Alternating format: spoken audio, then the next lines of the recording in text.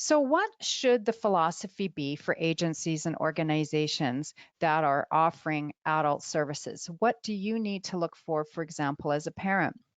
Well, you want to know that they're following the UN Convention on Rights and of Persons with Disabilities, and that was adopted in 2006. And I have the link to that on the resource sheet because that's a document you can keep referring back to if that adult is facing a lot of barriers to having success within their own community.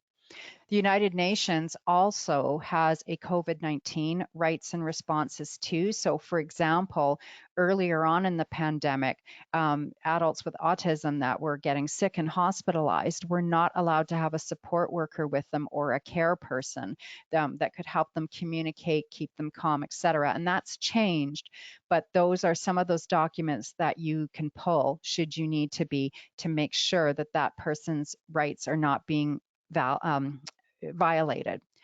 So you need to look at quality of life and happiness. And I'm going to talk a little bit about that more about that as we go on. And they should be following the World Health Organization's developed tool, the quality of life tool. And I saw this presented on at Autism Europe in Nice, France in 2019. And if you go on to the Autism Europe website, they have this presentation there to watch. And I would highly recommend you do watch it. It's presented by Sven Bolta at Sweden's Karolinska Institute that developed this quality of life tool. And this is about moving beyond just the diagnosis and talking about the aspects of the diagnosis.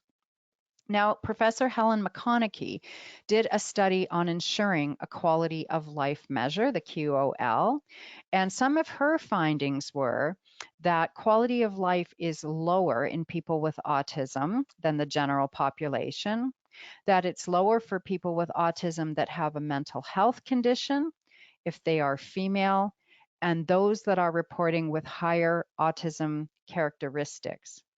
The quality of life for autistic people is higher if those people are employed and are receiving support either at home and or at work, and if they are in a meaningful relationship. And remember, I just talked about that a couple slides back. So I'm going to read something here to you about why use a quality of life tool.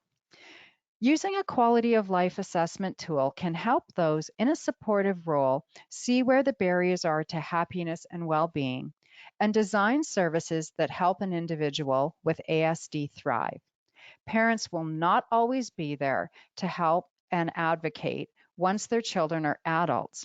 It's up to the larger community to be accountable and go beyond a diagnostic assessment, which is meant to interpret a group of symptoms that occur together. So I think that's a really valuable piece of information. When should we actually start planning this adult life journey?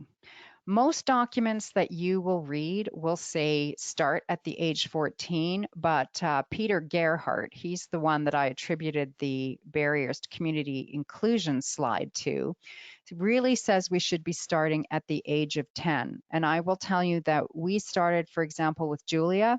She had her first volunteer position at a farmer's market at the age of 11.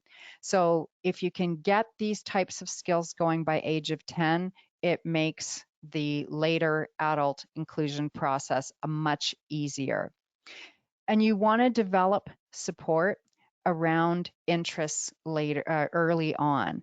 So when you see interests emerging, you want to try to find opportunities to support those interests, but that could maybe lead to something else. So for example, I told you before, when we saw Julia's interest emerging in cats after going to the cat show, I immediately then tried to find where is the opportunity going to be for her when she's older to support this interest. With Mark, he also started at the farmer's market with Julia. He was 13 when we started. Our figure skating group, I have an adult figure skating group, owned this market, and he started there at 13. And the job was great because it taught my children how to report to a manager, to wear a uniform. They had to wear this green apron. We didn't allow any tech devices on the job. They had a specific set of tasks that always had to be completed.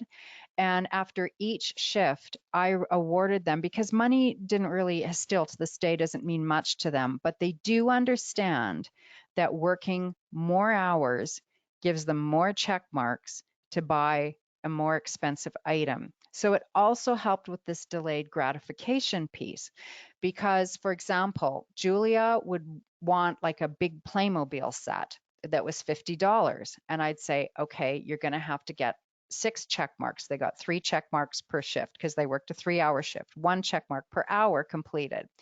So she was willing to wait and said, okay, I know I need to have more check marks to get this item.